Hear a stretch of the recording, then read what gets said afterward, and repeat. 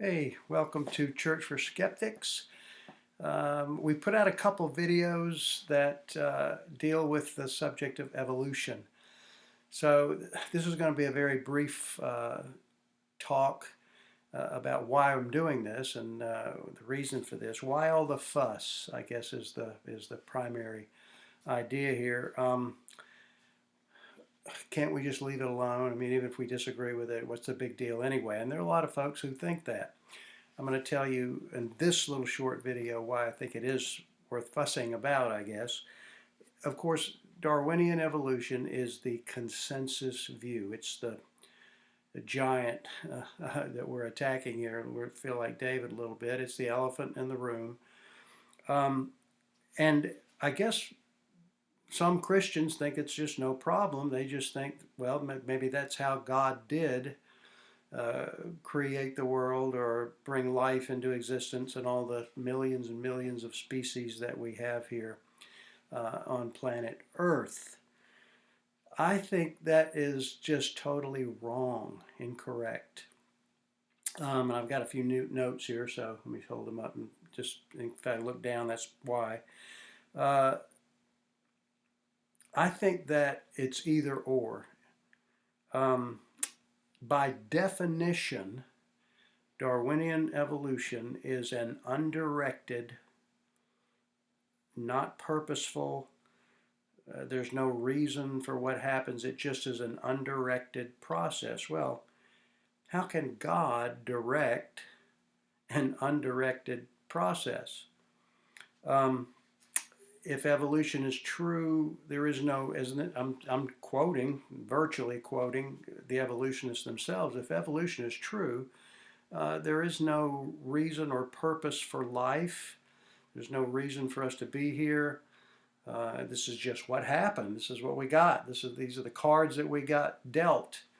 Now, that said, no doubt it's also true that now that we are here and now that we do somehow just got lucky and we have consciousness and free will and a sense of right and wrong and all those things that we have, maybe we can create value and purpose on our own.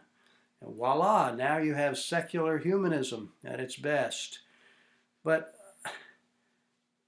I don't think that's the case. I want you to see here in this short video the contrast between an undirected process that's just whatever happens, happens.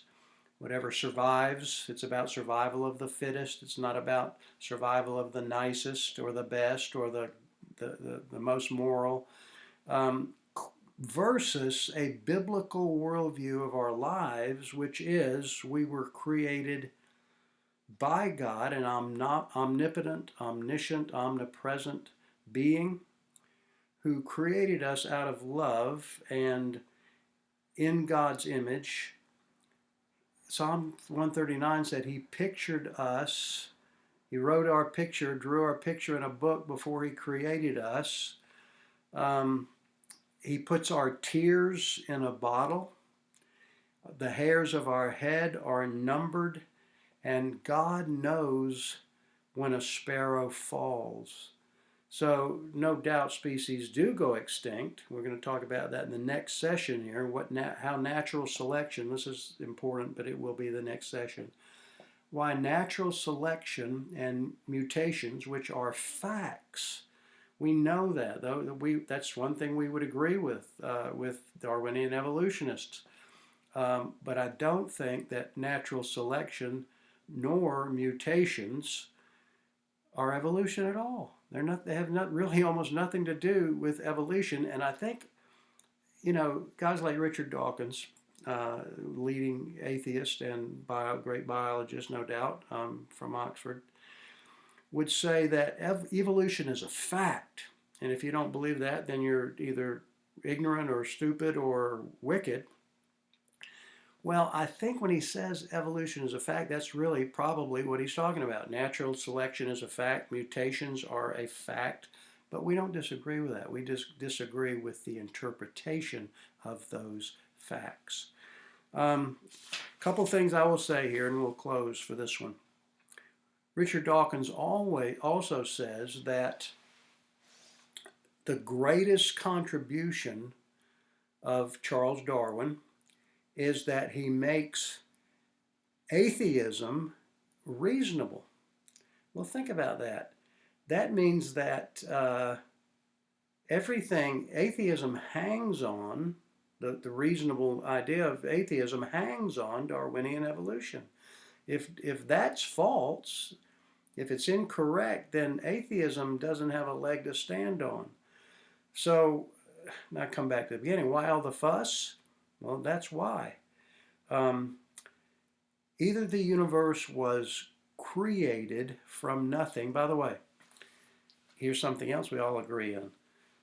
All of the ones that I've read on and listened to, the staunch evolutionists would agree that the universe literally came from nothing. The creators of the Big Bang, not creators, the inventors or the interpreters of the Big Bang Theory would agree with that the universe came into existence from nothing. Well, that's exactly what I believe. The universe came into existence from nothing by God, creation ex nihilo, which is the theological position from the beginning. But it either came into existence by nothing from a creator, or it came into existence by nothing by itself. Originally they say it was just a hydrogen gas, and from that hydrogen gas, which came into existence from nothing apparently, not suddenly, but over long periods of time, produced everything. So I'll sum it up this way. There is a first cause for the universe. Either the first cause is a creator, or the first cause is hydrogen, which came from nothing. That's just squirrely. So we'll talk more about this, but I just wanted to tell you why I'm doing this, why I think it's important. I think it has to do with purpose in life and death and eternity. I think it's what the Bible would call in 2 Corinthians chapter 10, a presupposition that stands against the knowledge of God. Thanks a lot. We'll see you next time.